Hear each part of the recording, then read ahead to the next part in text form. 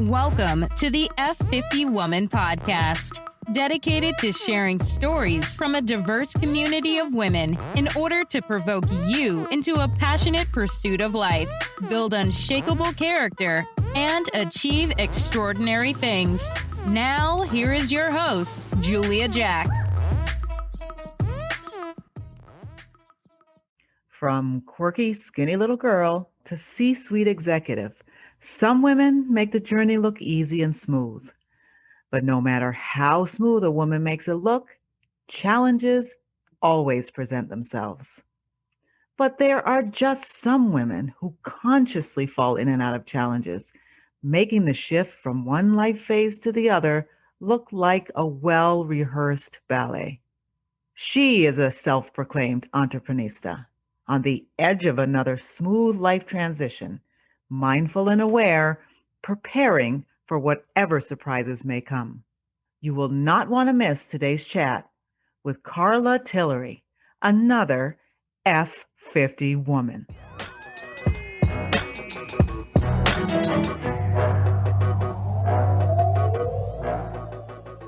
Hey, this is F50 Woman. Thank you for joining us. Today we are here with Carla Tillery. She is a wife. She is a mother. She is an engineer. Yes. She is an executive.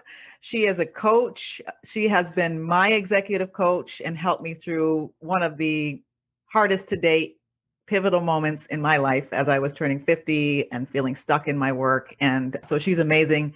I'm very excited to share her with you and share her story. Yes. She is the host of the Chair Chronicles, which you cannot afford to miss. So search for it on Apple, iTunes, and all the channels. And I'm looking forward to speaking to you. Thank you for joining us, Carla. Absolutely. I'm so excited to be here. I am. And I am so happy to join you and your audience. And it's going to be a fun journey today. It's going to be so great. So sit tight, put your seatbelt on. There you go. There you go. Okay, so we're going to start off with the beginning of your life. We jump over the pivotal moment to who you are now, and then we spend a lot of time talking about what changed everything. So why don't you share with us who you were as a young woman, who you wanted to be? Okay, so I am originally from North Carolina, and so I'm a Southerner. And during that time, growing up, I have my parents who are still living there in their 80s, and I have an older sister. And so it was just kind of like the four of us. My mom and my dad were both educators. So I grew up not doing summer school the traditional way, but having my mom hold sessions with us during the summer. So education was certainly a sort of like a foundation that was just obvious in our home growing up. And I was kind of like that quirky little girl, thin, I was skinny, just trying to fit in like any other girl would. And I was pretty good at school, academically. My sister certainly, I feel like, excelled just slightly. She was like at a higher level than I was growing up at high school. And we were 3 grades apart. So coming up in high school, I was kind of like, my sister's name is Joy. So I was like little Joy's sister. And so it took me a while to kind of find my own identity growing up as a young girl. And she was very smart. So I'm just trying to keep up. I'm just trying to do the best I can to follow in such huge footsteps that my sister set for me. So growing up as a young girl was a little challenging for me from the perspective of, like any other teenager, just wanting to fit in, wanting to be liked. And I was diagnosed very early with scoliosis. I don't know what I just said, but scoliosis. And so it's a disease of the spine that curves. Yeah. And I had to wear a back brace all through high school. And so that was a little kind of traumatizing for me, not having to look like the other girls, but having this back brace that kept my back straight because we were trying to correct 2 curves in my spine. So it was a little difficult as a young lady growing up. And then I think by the time I got to college, I felt a little free. I wasn't wearing the back brace. And I was just like, I'm just going to do everything that I couldn't do. So I went to an HBCU. I went to North Carolina A&T State University, studied engineering. And that was kind of like the launching of Carla, you know. Okay. It was finding my space in the world and really trying to understand, like, what is it going to be like as a Black female in engineering? Because I knew at that point that it was not a lot of us. Yeah. So that was an interesting sort of, you know, coming to who I am today. Right. Okay. Yeah. I know that one well. Yes. So we're going to jump right over that meaty middle and we're going to go to who you are now. Tell us about Carla now. Who are you and what do you do? Oh, who am I now? So I consider myself a strong, confident being who knows their purpose. And I think will continue to evolve into that sort of purpose-driven life.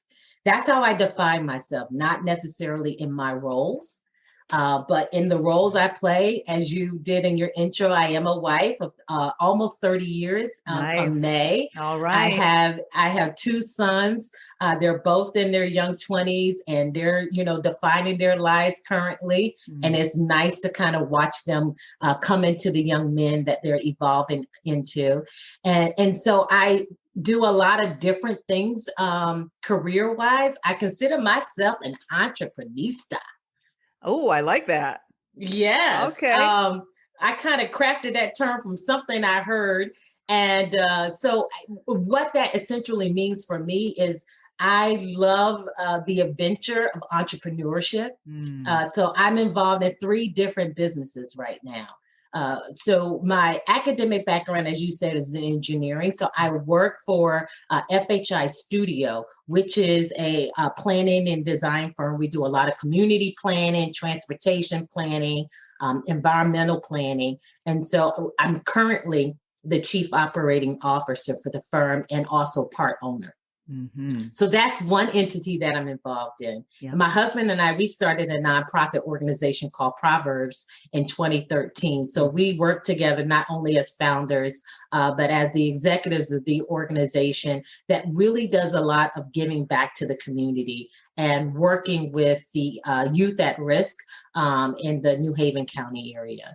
And then I have my own private practice doing my executive coaching and life coaching, which I absolutely love. So I've got my hands in 3 different businesses. So that's why I consider myself an Entraprenista. So I love that phrase for Entraprenista. I will credit you whenever I use it. So you went from I will say, I'm putting this word on it, so you can correct me if I'm wrong, but an more uncomfortable young girl to evolving into college and really understanding where you fit in your profession as a Black woman to now being purpose-driven, and you sound very clear on who you are, what you do, and why you do it. Yes, so please, you got it. Yes. So please tell us how you went from A to B, or A to C, or A to Z. Oh, A to Z. Well, I'm not done yet, so we won't that's catch right. me at Z yet. Okay, that's right, because we're not done yet. We're not done yet. Yes. Right. Wow. So there's a lot that happened in the middle. I mean, it's just so much of taking on, I think, roles in life start to define who you are. And what I learned, though, was that is not who I am. Those are the roles that I serve in. And so discovering who I am became this huge question mark, really in my early 20s. Now, I'm also a woman of faith, so that is huge to who I am. It is a part of my upbringing, and it's certainly the foundation of which I kind of move and how I established my values and my philosophies in life. So that's just another critical element to understand about me. Right. And so in my early 20s, I got married very young.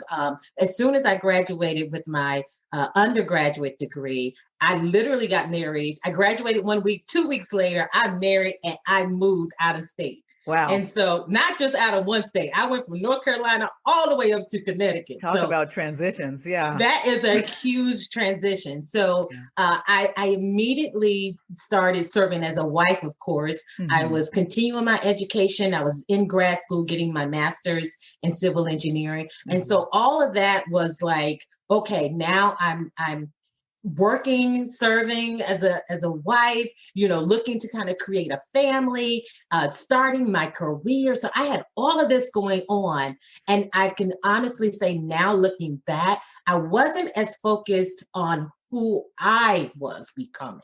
It was more about the roles that I was becoming and serving into. Right. And Yes. so much of my 20s and 30s was about my career. It was about my family life. And it was certainly about, serving as a mother.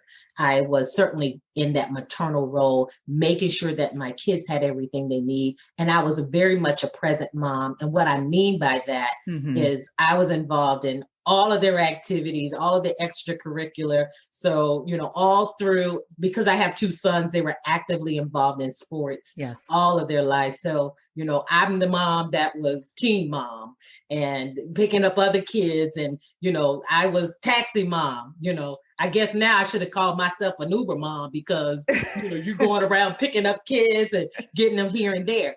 So I was very much focused on creating my family, serving my family, and building my career at the same time. So I've got these two dual kind of roles that were happening. Yes. And what I think a lot of women don't understand is we're so focused on the serving that we're not really developing who we are in terms of independence. Who are you independent of being a wife and being a mom? Yes. And so that was what the challenge was in trying to find out, okay, who I am. Because at some point, the kids start to need you a little less. Yes. Or they need you differently. The demand and the pull on a mom shifts over the course of their aging. Yes. And so they needed me, yes. It felt a little like it was lessened, but it certainly was different. And it freed up a lot of time for me. So now I'm like, okay, well, who is Carla? What are you going to do? What's happening in the next phases of your life? Because your kids are going to grow up and they're going to kind of create their own life and they'll need your guidance. They'll need your support. They'll need you, to provide that framework. But, any mom out there kind of understands that at a certain point, they're not looking for you for everything. Yeah. And can I ask, was that a conscious? Were you aware of all that? Because I think when I went through that point, it was more, I just dove into a different role rather than thinking, who am I? And that's probably what you're talking about, is that we miss that whole part of thinking, who am I? Yeah. We do. And then I think, so for me, that was very much a part of my life for my 20s and my 30s. And then I hit 40. I was like, okay, Carla, like, what's up? I started to feel stuck. I started to feel stagnant. Right. And I was like, okay, you've got to start to really do some digging and some searching to figure out who it is that you are, independent of your husband, independent of your kids, and even independent of your career. Yes. I needed to know who Carla was. And so, it was all of that for me was happening around that time frame. My kids were growing up. Now my career is at a certain point, and it's like, what do I do next?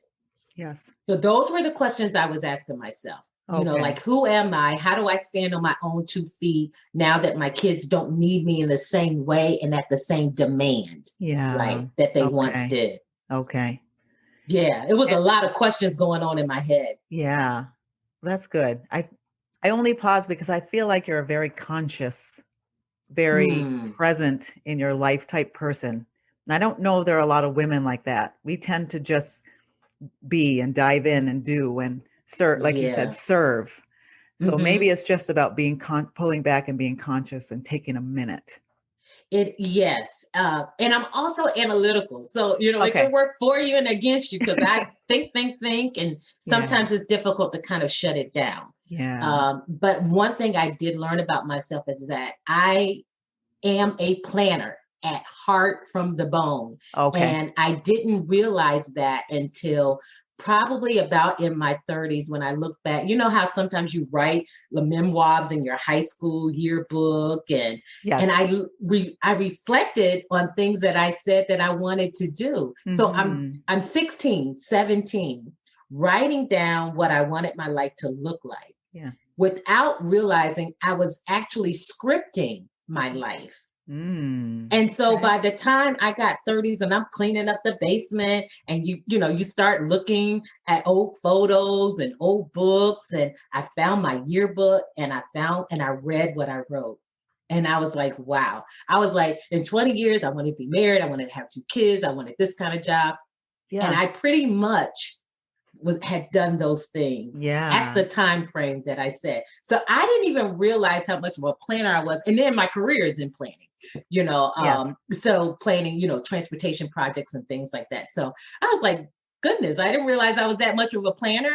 But I love doing even social events. And I ended up being a wedding planner for a few people. And it's like, so planning is just in my bones. Yeah. And so, yeah, I think that was a part of it for me. I think because I'm naturally a planner, I'm an analytical thinker. And Mhm. so I think those skill sets allowed me to really look at my life in a different way Okay. and really trying to figure out the nuts and bolts of it. So this happened. So why? And what's the result? And now what do you do from here? Yeah. So yeah, I think that is probably a natural way that I was thinking. But to interpret that for someone else, I would say, yeah, you need to take time to sit, to think, to pause, to look at what you've done, figure out what you want, and then Mhm. create a plan that allows you to reach it. I mean, Right. I feel like it's that simple, and I know it's not, but the steps are simple. It Yes. really is to take a pause, figure out what is it that you want, and Mhm. then devise a plan that helps you create that. Because I do believe this, that we have the ability to create the life we want. Yeah. Now, I'm not saying that comes easy. I'm not saying it doesn't come with hurdles. I'm not Right. saying it doesn't come with challenges. What I'm saying is we have the opportunity to stop and pivot when we need to. Right. Yes. Yeah. So, what in all of this would you say is your biggest life lesson? My biggest Yeah, life lesson. because it feels like the transition for you was, I know you had your challenges, but it felt smoother Yes. because you're very conscious. So, what was your biggest life lesson? What was the aha? Okay. My aha occurred at the age of 40. And I don't know why Okay. 40 was the big deal, but it was a big deal for me. Okay. And that's when I think I really that's when I talked about like that stopping and pausing. Yeah. I was doing a lot of that approaching the age of 40. And what I wanted to do was revamp my life in a Okay. more intentional way. Okay. And again, I can't really figure out like exactly why I was at 40, but Hmm. I think at that point I was really trying to redirect my life because I had a little bit more time. Okay. Okay. The Right. kids, again, at this point were doing their thing and me and my husband were good, but he had his interests and I had my interests. So I had some time to figure out like, what do I want to do next? And so that was what caused me to really do some soul searching. And what I did was, you know, I, I, I, I chose to not be so predictable Okay. in my look and everything. So I cut my hair and I dedicated the whole year to doing something, to having a new experience or trying something different that I had not done in my entire life. So leading up to 40, every single month, I dedicated some time to celebrate me and to do something different that I had never done. So that was the beginning and the turning point, or that aha moment for me was because I chose. I chose Right. to create time to celebrate me, to discover new experiences, and let the life kind of go from there. Right. Okay. And I just want to reiterate that choosing to do something unpredictable Yes. that just gets you out of Yes. your mind space, out of your Mm-hmm. physical space, the Mm-hmm. routine, The and that can routine. even change the way you're thinking It about your life. changes, it can change your whole perspective. Yeah. And so just doing those things kind of was the catalyst really for me launching into more confidence, Yeah. to using my voice and finding that and being okay with my voice. Yeah. And that really allowed me to kind of start to stand in Yeah. who I am. Now, do you remember any of those things that you did that were I do. unpredictable? Maybe one you could share Yes. one with us? Okay. Sure. And they're going to seem like, really? I hope I didn't overplay it. Yeah, But unpredictable for you and me. It's different, but yeah. right, but it was life-changing for me. So Yeah. here are some things that I did. I went horseback riding. Had never done that. Okay. I cut my hair, which I probably had the same style for the last 20 years. So Yeah. a lot of my girlfriends was like, I can't believe you finally did it. Yep, I did. I'm not one to try a lot of different foods. So I was very intentional about experiencing different restaurants that had a different entrees and things like that. Right. So I was just trying new things, from foods to new places to different activities. I've been skiing. And so from a young girl from the South, Right. and then moving to the North, that's a big deal. It is. It's a completely different experience. So I was just being adventurous and trying different things like that. So okay. It again, for me, it doesn't seem like it's all of that kind of like, wow, horseback riding. Okay, big deal. For me, it was huge because I had never done it. Yes. And so I started spending more time outdoors. I started trying different things. Because again, when you are, let me say this for me. Let me make it personal. When I was taking care of my kids, it was really about them. Yeah. And I wasn't doing all of these different activities. And there's some women who can kind of create that balance, but I was very focused. It was about them. And so I didn't know what things I really liked. Yeah. Doesn't that sound strange? No, it sounds very normal to me. Okay, good. I don't know if that's good, but it's very normal. Yeah. Where you sit back and you're like, somebody asked me once, what do you like? And I'm thinking, I don't know. What do I like? Yeah. Exactly. And so when I was 40, this is the era when I was finding out, what do I like to do? Yeah. And I found a lot of new interests. Yeah. And so again, that really opened up my eyes. It opened me up into a new space, a new perspective. And the other thing that was huge for me was learning how to say no.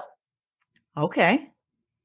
And so I grew up, watching Oprah doing all her talk shows. Yes. And so I think it was a talk show about saying no. And I think I've heard her say that at different points throughout, watching her.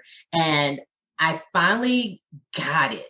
And it was because people can always ask you to do a lot of things. And if you're compassionate, you love people, you want to stay connected to people, you can end up being that yes person. Yes. And so, yes, I'll do it. Yes, I'll help you out. And you'll find yourself extending beyond your limits. And that's when we become stressed and overwhelmed. And so as a part of turning 40, I recognized that I had a voice and that I can still show compassion. I can still be loving. I can still stay connected without overextending myself. Yes.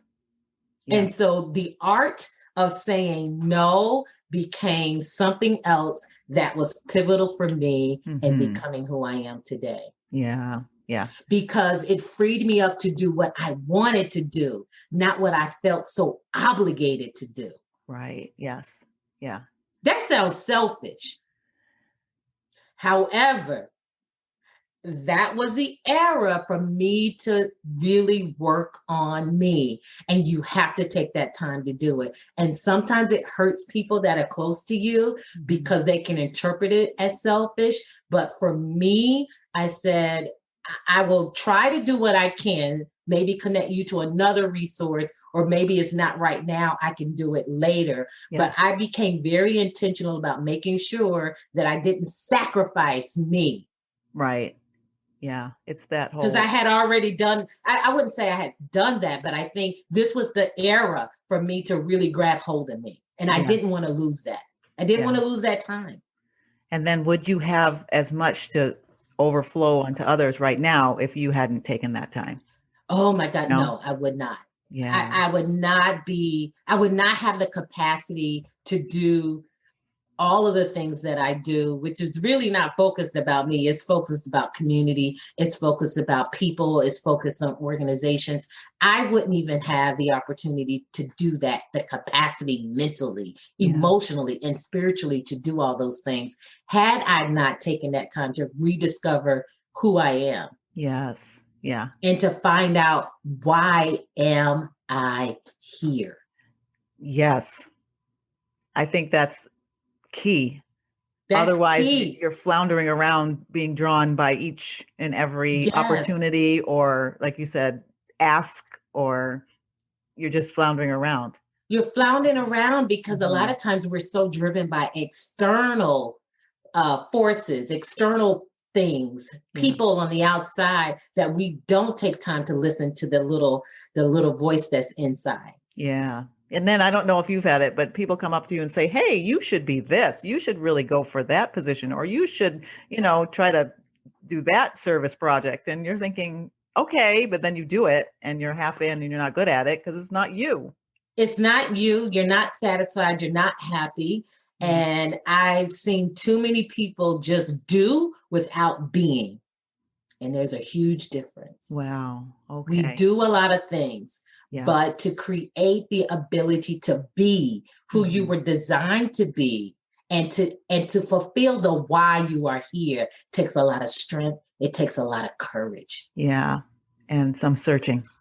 Yeah. Yeah. And you need time to do that. Yeah.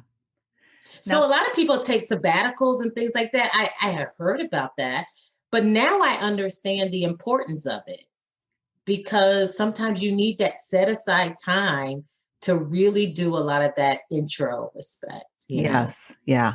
Searching of yourself. Yes. Searching of yourself. Now, did you have anyone helping you with this along the way? Did you have a mentor? Did you have someone you went to when you were stuck? So I have a lot of people in my life that I pull on for different things. I was able to really identify who could help me in certain areas. So it wasn't just one person. I utilize a lot of different resources. I'm fortunate to have strong parents that really have been great examples for my life. My mother, who was like a trendsetter and really worked in spaces where she was the only Black female. I learned a lot from her how to navigate where I am in my space where there are very few Black females. So certainly she was like the first sort of example and mentor as a woman, a working mom. So that taught me how to be a working mom and still search for that like balance. My faith came from my parents that instilled that in me. So then as I'm becoming older, I had a mentor, certainly professionally. She started off as my supervisor. She's now the president of FHI Studio, who has certainly been a mentor, a sponsor, and a coach for me professionally. So that has been awesome, to just learn how to walk as an executive, to learn how to be a strong leader Mhm. that is not just a supervisor, but a leader. And there's a huge difference, I think, between Yes. managing people and projects versus leading people and leading projects. So I certainly had her as a mentor. And then I also have some very strong godmothers in my life that I Mhm. think spiritually, emotionally, and mentally supported me and mentored me to get through some tough moments. So again, I had a variety of people Yeah. that work with me in different eras of my life and Mhm. also work with me on different things in my life. Okay. So that certainly has been extremely valuable to have people that I could go to. Yeah. And were any of these mentors or sponsors, did you seek any of them out, or did they all happen into your life? Is it more of a spontaneous thing for you, or did you say, "Oh, I'm stuck in this area. Let me go find someone"? They were spontaneous, but I would say that I always encourage people, if they Mhm. don't have them in their circle or their environment, to seek them out. And I've been sought out as a mentor for other people. So there were people who intentionally said, "I would love for you to be a mentor. Can you help me?" Absolutely. So I think it can work both ways, but for me, it ended up being a little bit more spontaneous Okay. in that respect. Okay. So you're walking down the street and you see a young woman, and it's you. You're Carla now, and you see her coming towards you, and you're looking at her, and she doesn't look like she's doing so well. What Mm, would you tell her from your place now? What advice would you give her? mm. First of all, I would say, "Oh, would you like some coffee? Let's go sit down and talk." Yes. Hopefully, I'm with you as your friend. I can get some coffee too. Right? Nothing like having an intense conversation over Oh, breaking bread. that's right. But I would tell her, that life can be lonely. And Mhm. this is, you can feel lonely even surrounded by support, Yes, surrounded by good people. that's true. And that life can sometimes feel like not that it's a bad day, but that it's a bad month and it's a bad year Yeah. or bad years. You can hit a point in life where it feels like nothing is moving, nothing is going right, and you can feel so alone. But Hmm. I would tell her, even when she's feeling lonely, to draw from strength within, Okay. because I didn't know how strong I was until I looked back over my life and realized what I had gotten through those terrible high school years wearing a back brace Yes. and not feeling like I fit in. And I was able to survive, the college life and all that comes with it, from just the academic pressures of deadlines and studying and exams and all of that, and still trying to, find out my confidence and find out how I'm going to become, later in life. What's my career going to look like, and all of these things. Yeah. If you look back, you'll realize that you had strength to get through what you got through to get to where you are. Yes. And that goes unnoticed sometimes. Yes. That we really do have the strength already inside of us, that we already have the resources, the intelligence, we have everything that we need. We just need to tap into it. And I would tell that young lady that life will kind of be heavy. It will feel lonely at times, but trust who you are on the inside to Hmm. allow you to become who you want to become, and to not rely on everybody else telling you who you are and what Yeah. to do all the time. Oh, But yes. sometimes we get so much chatter from Yes. everybody else giving us advice that our heads are spinning. Yes. And sometimes we just need to settle in ourselves and think things through, and then again start to pull yourself out. Yeah. That's great advice. I like that. So, Carla, Ooh. I know that's, I'm thinking about that now. I'm thinking, okay, got to think about that in the future, because that's not going to end. I imagine, No, the next 40, God willing, I get another 40, right. that may happen again. It may happen again. And I think we underestimate, I shouldn't say that. We don't often think about Hmm. a period of time that is not when things are not going well. We think about moments, Yes. but not a series of days, a series of months, a series of years that could happen to you. I don't think anyone ever sat down and said to me, you hear the expression, life isn't fair, but they don't really give you an example of how it shows up. Yes. I know that's right. Because we still get surprised. We still get surprised when life isn't fair. We do. And we spend a year asking why. And we spend a year asking why. And I don't think anyone ever prepared me for it. And again, I mean, looking back, it's easy to tell yourself these things. Yeah. But I think too, depending on the age, I don't know if I would have heard it either in my 20s. Yeah.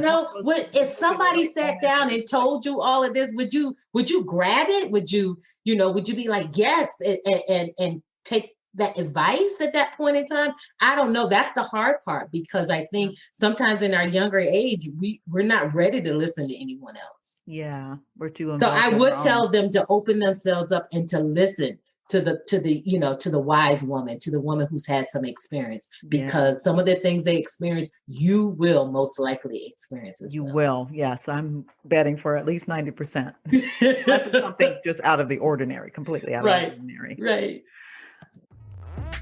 If you are enjoying the F50 Woman podcast, don't forget to share your positive comments and ratings, and share us on all your favorite social media channels. F50 Woman is a movement created for women, spread by women. Thank you for your support. Now back to the show and your host, Julia Jack. Oh my goodness. So Carla, what is next for you? Let's talk about the next phase. What are you looking forward to? What am I looking forward to? So my next is once I feel like I'm wrapping up a part of my career, over the next, 5 to 10 years. And I'm excited about retiring. Okay. I am. I talk about it all the time. Do you really? Okay. I do, because I've seen so many people not know what to expect. And again, I'm a planner, right? So I'm going to be thinking 10, 15 years down the road. Yes. What I want to do and how I want to continue to show up in the world when I have a little bit more time to do some other things. So I'm thinking about that now. So that's what my next is. Okay. My next is preparing myself to continue to live, to continue to enjoy being adventurous. Yeah. I may be looking to relocate. I'm excited about sharing, even more time with my husband to do some things that he's already in early retirement. So, because he's 7 years older than me. So I got a little bit of, we got this little space, little lag. A little space where there's a little bit of lag. So, as I'm preparing to kind of catch up to where he is, I'm really excited about just spending that time traveling. If there are grandchildren that come into my life, I plan on being very present, not as a grandma, but as a G-ma. There you go. I already got my name. You got your name. I'm G-ma. I'm not grandma. I'm G-ma. So I'm looking forward to all of those things. So that's what's next. I think my private practice will be something that continues with me. I'm excited about being able to do more and to service more people in the areas of executive coaching and life coaching. So when I say retire, it really is just retiring from one element of my life and ramping up the others. The other. I love it. Yes. Yeah. I'm not stopping living. Yeah. And so I'm excited about that, because a lot of people think of retirement as just kind of stopping life. Yeah. And that's not how I see it. I'm excited because it'll be a different mix of what I'm here to do. Yeah. And Carla, I'm very into whether it comes to mourning or whether it's, I don't know, I can't think of what comes to mind, but mourning and retirement and even aging. I'm really into preparing for those things. You might not even think anybody's going to pass away, but what will it look like when it happens? Oh, yeah. I'm not prepared for retirement, but what does that look like? Because like you said, we just say, oh, it's all done and I don't see people anymore. And I go home and sit on my couch and do what? Oh. And then you die. Yeah. So I love that you're saying that you're just transitioning into the next thing. It's almost like there's an overlap in the things Yes. happening. Yes, Yeah. So because I I'm want I'm people to preparing hear that. now. Yeah. Yeah, I'm doing this shift, Yeah. right? And so as I decrease my level of activity and involvement in one thing, is Mhm. kind of increasing in the others. So Yeah. yeah, so I'm doing a transition Yeah. into retiring from one element of my life so that I can create more space, energy, time, and commitment to the other things that I want to do through the end of my life. So I Okay. think that's important. Not only just setting up the financials, setting up just the things that you need to do for your family, because I certainly am a believer that preparing for death, Yeah. which sounds like a harsh thing, but we need to prepare for it, Yeah. that there are certain things that we need to put in place. Yes. And I want to do it while I'm healthy, while I'm in good mind, to do it, to make those decisions that are necessary for the next generation and the next generation of my family. Yes. So my husband and I have a lot of conversations with our parents and with our children about, we're setting this up, and this is what we want to happen. Yeah. And this is how things should take place. Yeah. Should something happen very quickly, we want our kids to be prepared for that. So Yes. but I'm not going anywhere just yet. I know we're I'm not working planning on on letting you go anywhere either. yeah. So I'm very focused on my health and nutrition right now. Yeah. Just really looking at a fitness routine that I can maintain, Yes. that makes a lot of sense, and just making sure I stay on my health with my screenings, and Mhm. all of those things are so important Yeah. because I want to stay active. I want to Mhm. stay active. When you're with the And grandkids, yeah. Get yes, down on the yes. floor. Yeah. They'll be like, "Oh, is that your mother?" Yes. Yes. I'm with you. Haven't quite gotten to that nice planning and the routine, but that is so important for us because It's so we're no important. longer in the zone of I want to lose 20 pounds in a month for the prom and I'm getting That's married, right. I'm gonna lose 40 pounds. Now it's just we have to stay healthy and take care of our bodies so we can be active until we are no Right. longer here. And we have to be more intentional, I would say, especially for women over 50, because Mhm. our bodies are going through so many different changes Yeah. that it sometimes it's hard to figure out what works Yes.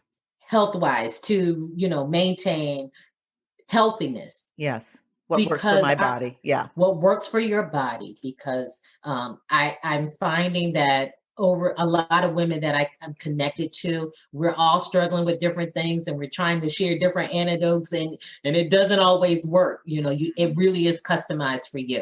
And Yeah. you have to be patient to keep trying different things, trying different fitness programs, or trying different health foods and nutritions and things like that to find the right health plan that works Yes. for you. Yeah. Mhm. Because like you said, not everything is not for everyone. It's not going to work for everyone. It's not going to Yeah. work for everyone. Yeah. So Yeah. I have my most favorite random question Uh-oh. Okay. because this is before I die, God willing, I'm going to have the answer to this question.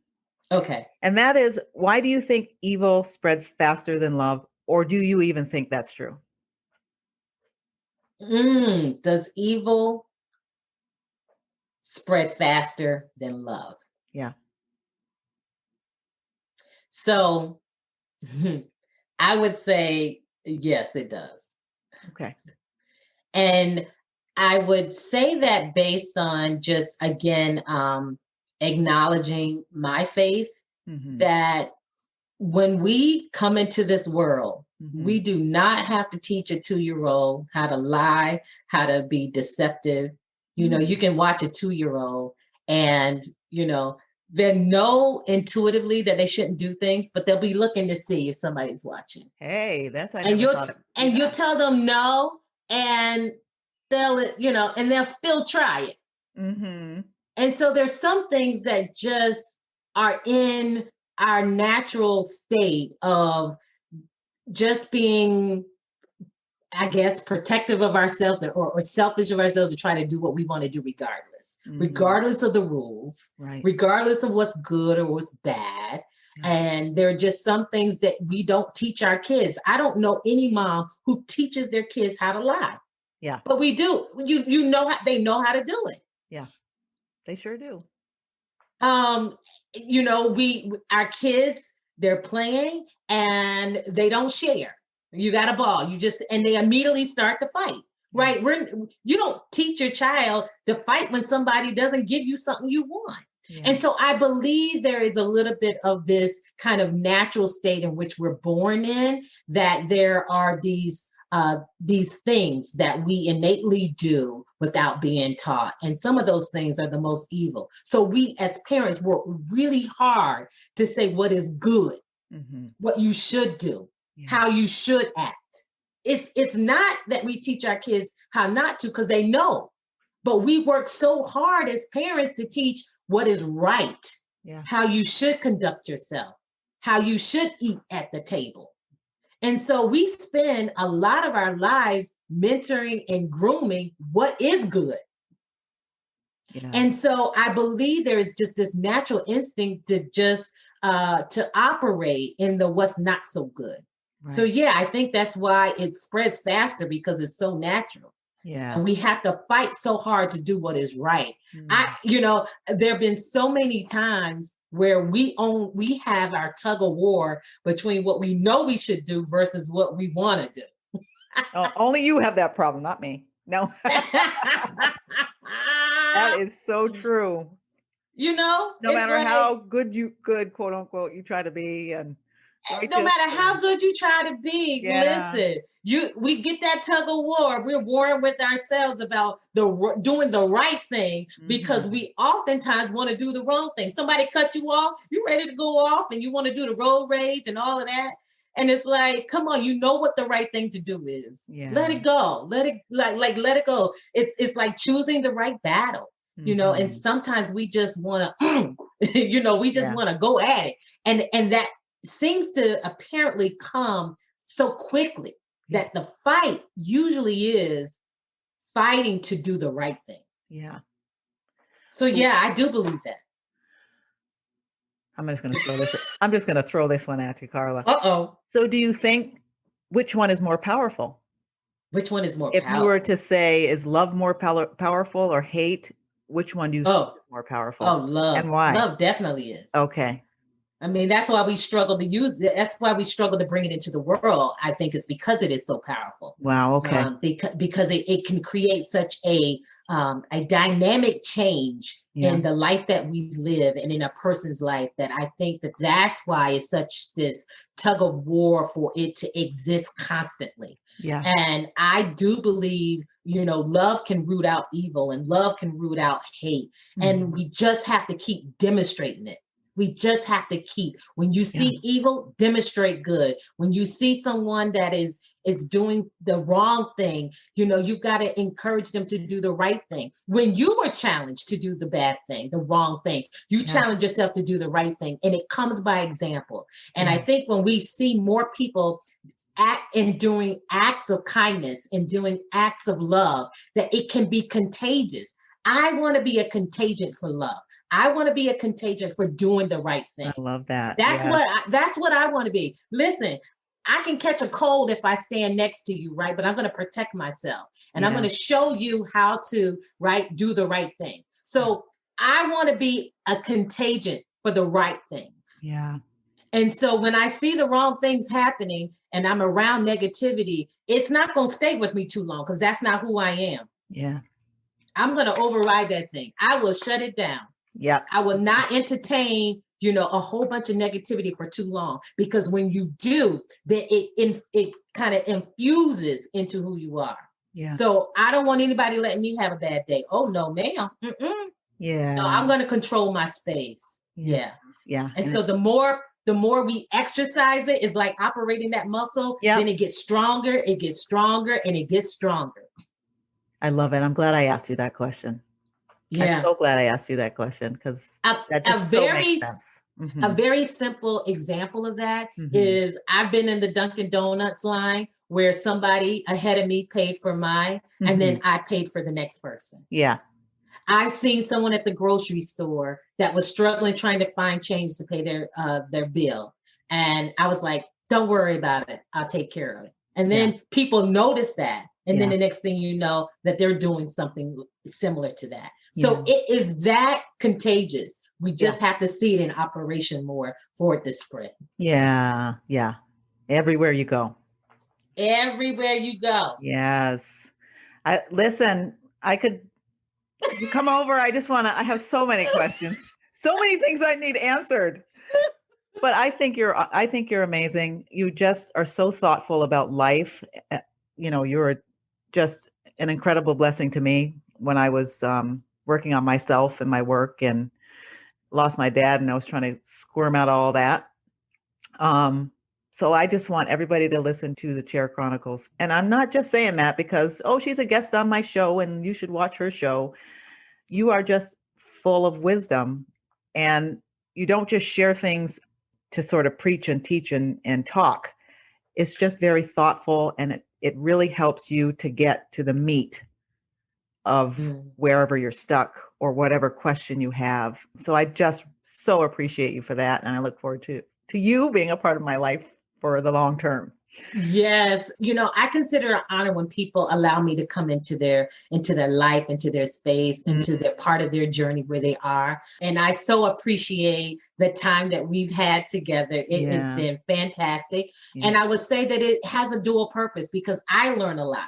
Right. I learn and I grow as well from connecting with other people. So it's fantastic that we have this connection, and I'm looking forward to just more special moments that the two of us will have and share. Yes, so for thank sure. you so much. For sure. So please tell us, if someone wants to get in touch with you, how can they do that? Your media channels, email, how would you like them to get in touch with you? Oh, absolutely. So my email is Carla D. Tillery. It's also my web address. My website address is carladtillery.com. So just about everything you can find under Carla D. Tillery.